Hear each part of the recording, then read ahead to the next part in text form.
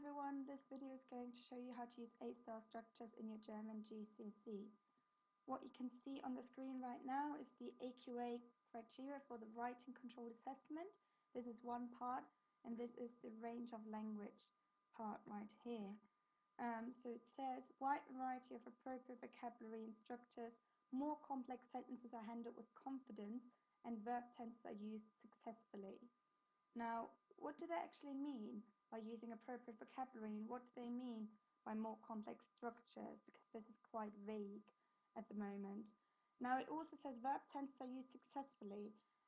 Really be careful about just using a variety of tenses. It's excellent if you do, but this is not the passport to get 9 out of 10 or 9 to 10 for range of language. You must also look at appropriate vocabulary and more complex structures. In this video, will now show you what they mean.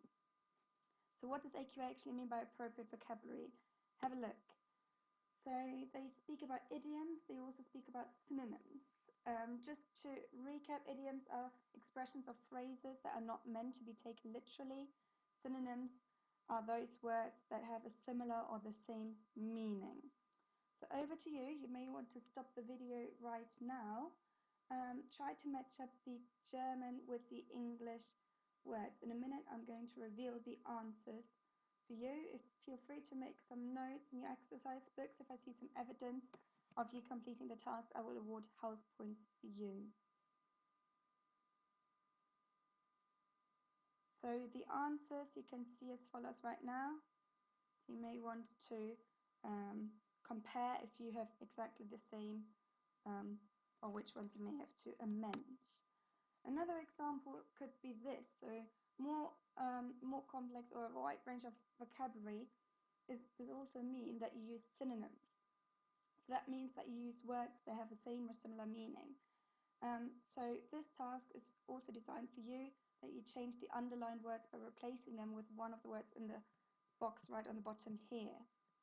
My advice for you would be, first have a look at those 10 sentences here, see what they mean in English.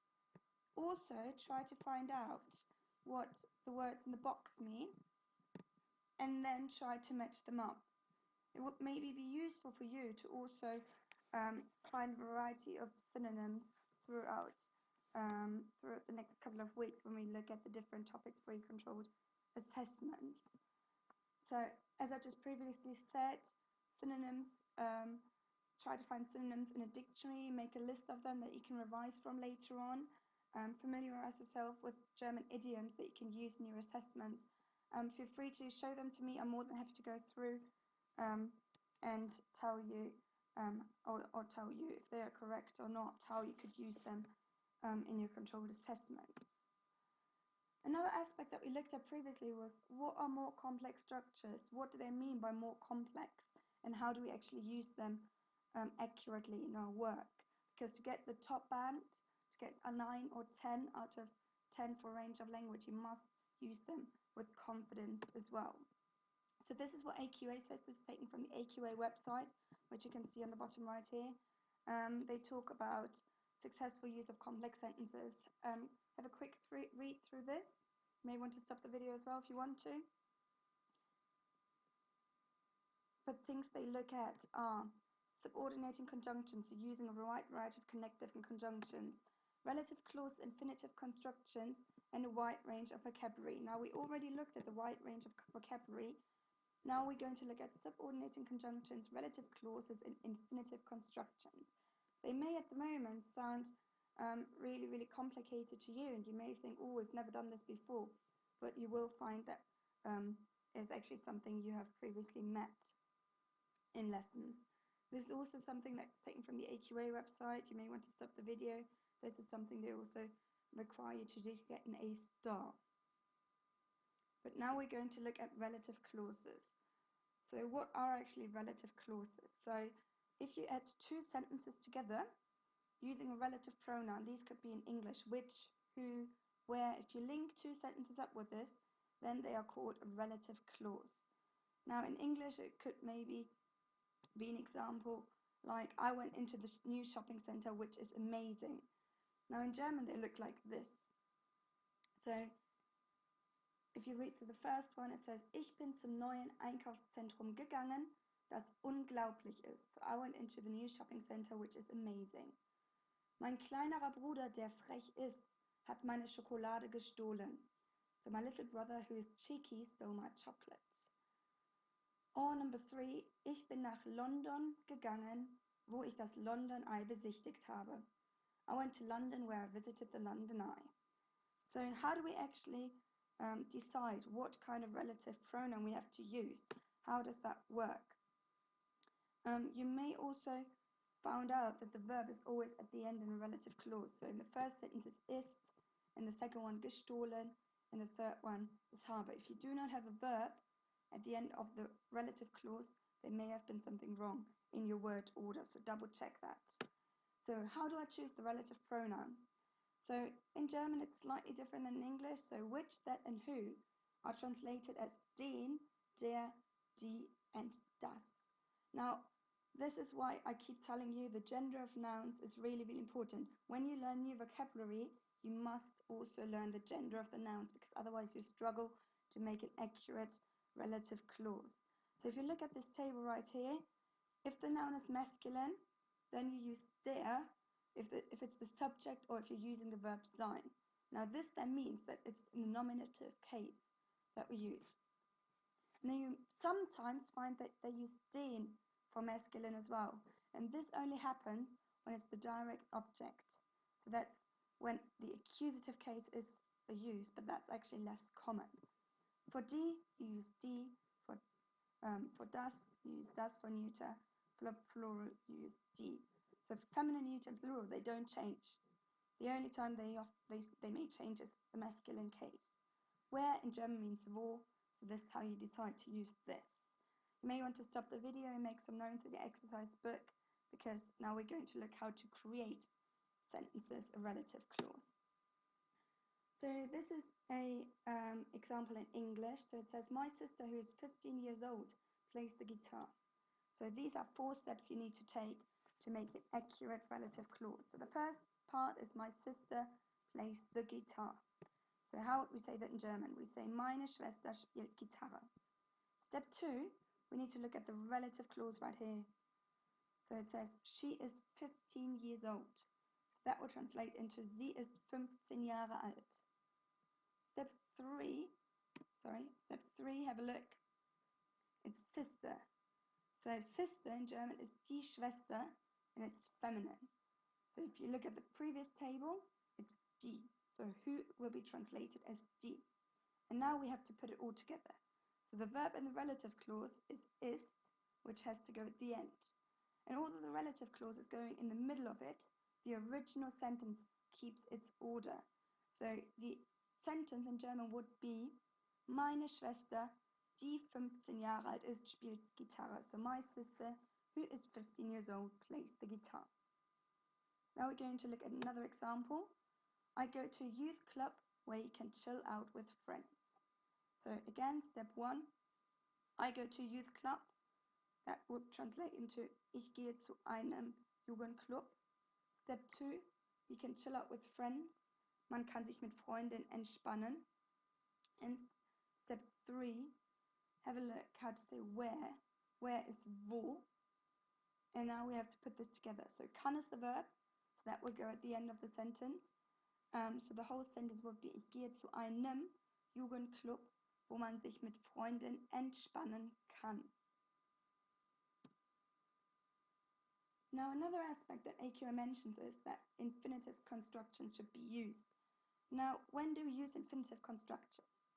The only time when infinitives are always followed are when you use modal verbs. Modal verbs are verbs like können, so können, müssen, sollen and dürfen. So verbs like to be allowed to, and to have to, and to can.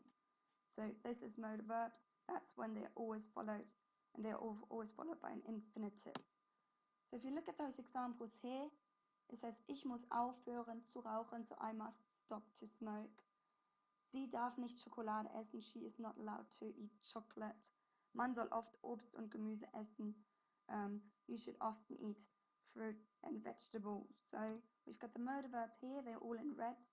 We've got the infinitive in orange. Infinitus, they will always go to the end when you use motor verbs. So they're never straight after, you will always put the infinitive at the end. Also, QA mentioned about conjunctions. Now this table that you find here, you will probably be most familiar with because they are on your literacy mats that you've been given and that you've been sent out.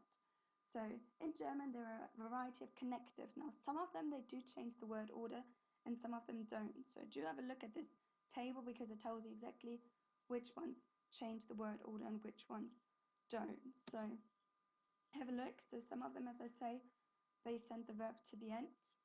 Say for example, ich werde keine Diät machen, obwohl ich zugenommen habe. So I will not go on a diet even though I put on weight. Obwohl means even though, there's the red connective right here. Habe goes at the end because we've got obwohl right here. Als ich 12 Jahre alt war, habe ich leider an Magersucht gelitten. So when I was 12 years old, I suffered from anorexia. So we've got als, and als is only used in the past tense, which means when. And we've got the verb war at the end right here. And then we've got the last sentence. Wenn ich älter bin, möchte ich berühmt werden und viel Geld verdienen. So when I'm older, I would like to be famous and earn a lot of money. Now if you use wenn in German, you must have a verb at the end, and after the comma, there is another verb. Right here, if you do not have two verbs followed by each other, there's something wrong with your if clause. So we've got the connectives in red, we've got the verbs in orange. I previously said some other connectors, they do not change the word order. Sometimes the verb and the pronoun swap around, but usually they do not change the word order at all like the other ones.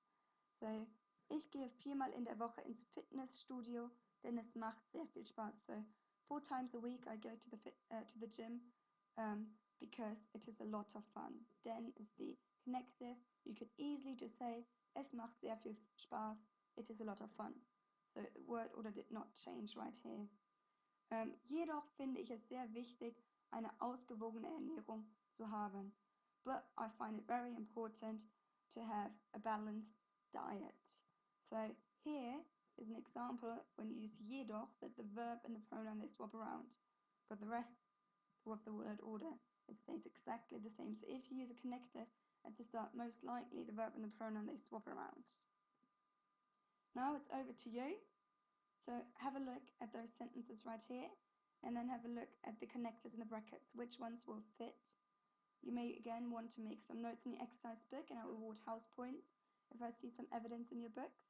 You may want to pause the video because in a minute I'm going to reveal the answers for this.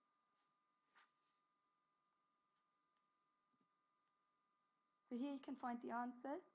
So for number 1 it would be ich studiere Französisch, weil ich in Paris arbeiten will. Nummer 2, ich gehe zu Fuß zur Schule, denn das ist besser für die Umwelt. Nummer 3, obwohl man in der Pause essen kann, gibt es keine Kantine. Nummer 4, man darf zum Mittag nach Hause gehen, aber die erste Stunde beginnt zu früh. Und Nummer 5, ich trage ein T-Shirt, weil in dieser Schule braucht man keine Uniform zu tragen. The last thing we're going to look at in this video is using strings of verbs. Now strings of verbs, that means when you use more than just one verb in a sentence. So an example could be, I tried to speak a lot of German. So you have, I tried to speak a lot of German. So you've got two verbs, to try to speak. So in German it would look like this. Ich versuche viel Deutsch zu sprechen. I try to speak a lot of German. Ich hoffe, dass ich meine neuen Schuhe tragen kann. I hope that I can wear my new shoes. Now kann is a mode of verb. So again, you've got two verbs straight after each other. If you can show a grade that you can use this accurately, they will say that this is more advanced and they will put you up to a higher bound for range of language. So again, all the words in orange, they are the verbs. Last but not least, all I can say is keep calm, excel in German, and do try and practice as much as you can, because the more you practice, you will get a lot better. Feel free to see me to ask for help. Feel free to email me, and also make sure that you keep making notes and work from them.